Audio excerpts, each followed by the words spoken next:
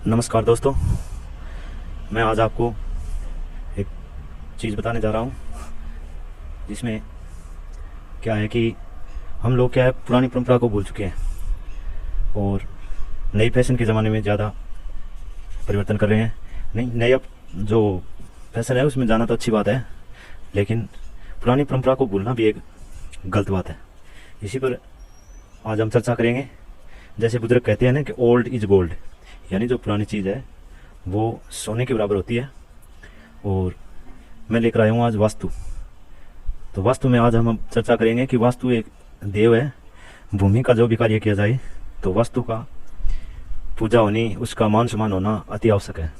इसी पर हम आज चर्चा करेंगे कि वास्तु में क्या क्या चीज़ें होती है, कौन सा स्थान होता है और क्या कार्य करता है।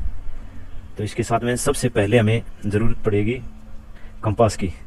तो वैसे तो पहले तो बना हुआ आता था, आजकल ये एप्लीकेशन मोबाइल में आ गई है, इसलिए आप मोबाइल से भी डाउनलोड कर सकते हैं। तो डाउनलोड करने के लिए हमें हिंदी कंपास लें। अगर आप हिंदी के जानकार है तो हिंदी लें, इंग्लिश की है तो इंग्लिश लें, जो भी चीज़ आपकी समझ में आए वो भी लें। तो इसको उत्तर में करने के लिए ये जो उत्तर लिखा हुआ है ये 0 डिग्री पर होना चाहिए और ये जो लाल सुई है ये उत्तर की तरफ रहेगी। हम इसको कैसे भी कर दें लेकिन ये जो है उत्तर की तरफ रहेगी। तो ये तो हो गया कंपास। इसको हम 0 डिग्री पर कर देंगे तो ये एकदम उत्तर होगा। अब ये उत्तर की तरफ है, तो ये इसी प्रकार हमने ये लिया, एक मैप लिया, इसमें उत्तरी साइड ले लिया, ये पूर्व है और ये दक्षिण है, ये पश्चिम है। तो उत्तर को जब भी हम नक्शा कोई बनवाएंगे तो प्लाट देख लें कि हमारा ये एकदम उत्तर की तरफ में चकोर हो कंपास की मदद से। तो उत्तर को नॉर्थ बोलते हैं। आप किसी इंजीनियर से नक्शा बनवाएंगे तो वो उत्तर की तरफ नॉर्थ लिखेगा, एन का निशान लगाएगा तो वो नॉर्थ है। इसके बाद में ईस्ट पूर्व, साउथ दक्षिण और वेस्ट पश्चिम। तो उत्तर को नॉर्थ बोलते हैं और देसी भाषा में, मेरी राजस्थानी भाषा में उसे उत्तरार्ध बोलते हैं। तो ईस्ट को पूर्व बोलते हैं और देसी भाषा में, मेरी भाषा में यानी राजस्थानी भाषा में इसे अगुण, अगुण के नाम से कहते हैं। और दिखनाथ को साउथ बोलते हैं, मेरी देसी भाषा में इसे दिखनाथ बोलते हैं इसको।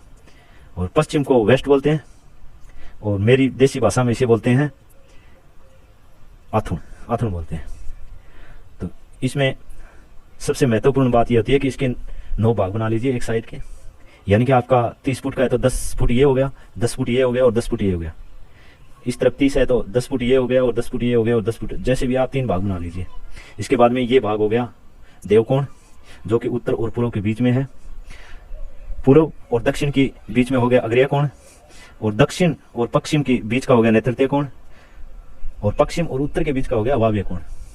ये हो गए सभी कोण। इसके बाद में बीच का कोण हो गया ब्रह्म कोण। पूर्व यानी देव और अग्नि के बीच का जो हिस्सा है वो हो गया इंद्र कोण। वायव्य और देव के बीच का हो गया कुबेर कोण। वायु और पृथ्वी के बीच का हो गया वरुण कोण। अग्नि और पृथ्वी के बीच का हो गया यमराज कोण। तो आपको ये सभी कोण है। इसमें आप समझ सकते हैं कि इसको अलग अलग भाषा से बोलते हैं। जैसे अग्नि कोण को बोलते हैं अग्निकोण बोलते हैं, देव कोण को यानी कि देवता की कोण, ईशान्य कोण, शिव कोण, बहुत से नाम है इसके। वायव्य को वायु कोण और पृथ्वी को नैऋत्य कोण, पृथ्वी कोण, ये बोली जाती है। इसके बारे में मैं आपको बता दूं कि जो देव कोण है इसमें देव का स्थान होना चाहिए। जैसे कि नहीं हम अग्नि का कोण बना देते तो ये बहुत ही कठिन यानी कि नुकसान पहुंचाता है। जो कि साफ सफाई की जो भी चीज़ है वो देव कोण में रखें। इसके बाद में अग्निकोण में आप किचन और कुछ भी जैसे अग्नि का कोई भी सामान है वो अग्निकोण में रखें। और पृथ्वी कोण है इसमें बाथरूम वगैरह वगैरह ये पृथ्वी कोण में रखें। और वायव्य कोण में जो भी जैसे बाथरूम है और भी हवा की जो भी चीज़ें हैं वो वायव्य कोण में रखें। तो इसमें तो 9 कोण हैं। इसके बाद में हम मकान बनाएं तो इस तरह 4 कोणे बना सकते हैं। 4 कोणों में ये देव कोण होगी ईशान्य कोण, और ये अग्रेय कोण होगी अग्नि की, और ये नैऋत्य कोण और उसी का है, लेकिन इसमें भाग 4 है। यानी कि हम किचन बना रहे हैं तो किचन कुछ लोग कहते हैं कि आप इसी कोने में बनाओ, तो ये कोई ज़रूरी नहीं है कि हम इसी कोने में बनाए अग्रय कोने। ये इसका एक भाग होता है इसमें, यानी कि हमने इसको कर दिया 15-15 फीट। पहले 10-10 फीट थी, अब 15-15 फीट हो गए। 4 खाने 15x15, 15x15, 15x15 और 15x15। तो ये कोई ज़रूरी नहीं है कि आपका ये 30x30 का ही हो। ये इस तरफ 40 फुट भी हो सकता है, तो उसके 4 एक भाग बड़ा भी हो सकता है। ये कोई ज़रूरी नहीं है कि ये हमारा, अगर हमारा ये 40 फुट का हो गया तो ये 20x30 का भी हो सकता है। तो इस साइड से 40 है तो ये 40x20 का भी हो सकता है। तो आप ये तो जगह पर निर्भर करता है कि आप किस साइज के मकान बना रहे हैं, या कि 40x30 का मकान बना रहे हो तो ये साइड होगी 15x20, ये 15x20 का खाना होगा। और ये भी 15x20 का होगा, और ये भी 15x20 का होगा, और ये भी 15x20 का होगा। ये तो आप पर निर्भर करता है कि आपका प्लाट क्या साइज का है और कितनी जगह में आप मकान बना रहे हैं। इसके बाद में अग्नि कोण में आप अग्नि का स्थान है जो यहाँ ये सेंटर माना जाता है। इसमें अगर आपकी किचन है वो 10x10 की है तो आप इस साइड में 6 फुट और इस साइड में 4 फुट रख सकते हैं इस सेंटर से। ये नहीं कि हम इसको एकदम सेंटर में कर दें, इस साइड में ज़्यादा होनी चाहिए थोड़ी बहुत। इसके बाद में इस साइड में भी इसी प्रकार, यानी कि 10x10 है तो इस साइड में थोड़ी सी ज़्यादा होनी चाहिए, ये नहीं कि बीच में कर दी। और इसके बाद में हमारा पूजा घर आ गया तो इसी प्रकार ये जो किचन है इस साइड में हमने 6 फुट ली तो ये किचन अपना लगभग किचन बनता है, ये जो पूजा का चीज़ बनती है वो कम से कम 5 या 6 फुट चौड़ाई में होती है। तो आपकी अगर 5 फुट की है तो 2 फुट इस साइड में कर सकते हैं और 3 फुट इस साइड में रखिए, थोड़ी ज़्यादा रखिए इस साइड। इसी प्रकार इस साइड में बाथरूम भी अगर आप इसी प्रकार आप बाथरूम इस साइड में, ये तो एक ही है, यहाँ तो कहीं पर बना सकते हैं इस दोनों में, लेकिन इस साइड में 2 फुट इस साइड में हो, 3 फुट इस साइड में होना चाहिए। इसके बाद में यहीं पर यही रोल यहाँ पर है कि 2 फुट इधर चले जाए, 3 फुट इधर, ज़्यादा दबाव इस साइड होना चाहिए। इसके बाद में मैं बता दूं कि आपका गेट अगर पूरा खुला है तो आपका जो मकान है वो इस साइड में थोड़ा सा, बिल्कुल थोड़ा सा, यहाँ से अगर आपका 30 फुट है तो यहाँ पर थोड़ा सा आधा इंच कम होना चाहिए मकान है वो छोटा, इस साइड में थोड़ी चौड़ाई कम होनी चाहिए। अगर आपका गेट यहाँ खुला हो तो यहाँ से थोड़ा सा कम होना चाहिए, बिल्कुल ही थोड़ा, यानी कि आगे से कम होना चाहिए। अगर आपकी दुकान है तो आपकी दुकान थोड़ी सी चौड़ाई ज़्यादा होनी चाहिए, यानी कि आधा इंच ज़्यादा होनी चाहिए। यानी कि मकान को कहते हैं कि मकान हो तो मकान होना चाहिए गोमुख, और दुकान हो तो नारमुख। नारमुख बोलते हैं कि आए और चला जाए, और मकान में आए तो वो सामान वहीं रहे। अगर आप अपने पढ़ाई के बच्चों का कमरा अगर इस कोने में बना देते हो तो आप वो बच्चा यहीं पढ़ता रहेगा, यहीं रह जाएगा। आप बनाइए इंद्र कोण में बनाइए या आप कुबेर कोण में बनाइए, ये धन के देवता की कोणे होती है, दोनों इस कोणों में बना सकते हैं।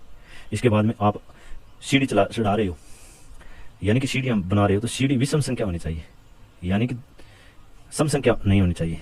आप 3, 5, 11 किसी भी प्रकार विषम संख्या होनी चाहिए। जैसे पहले तो एक होता था यम राज इंद, यम राज इंद, फिर उसके बाद में अगर ये आ गया यम राज इंद, यम राज इंद, तो ये जो यम है ये आना नहीं चाहिए।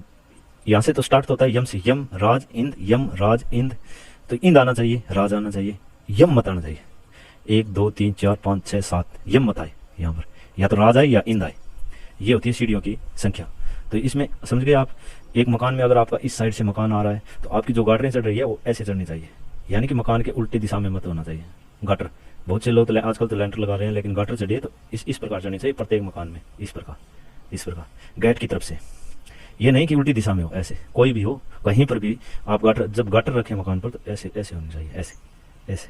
ये नहीं कि हम उल्टी दिशा में रख दें, वो भी अशुभ होता है। इसके बाद में पूजा का स्थान, पूजा स्थान पर होना चाहिए। तो आप समझ गए होंगे, हम जितना जानते हैं वो आपको बताया है, जो पढ़ा है वो बताया। आपको अच्छा लगे तो सब्सक्राइब कीजिए और हमारे चैनल को लाइक कीजिए। आपके दिमाग में जो भी कोई हमारे प्रश्न में और कोई सवाल हो तो हमें कमेंट करें।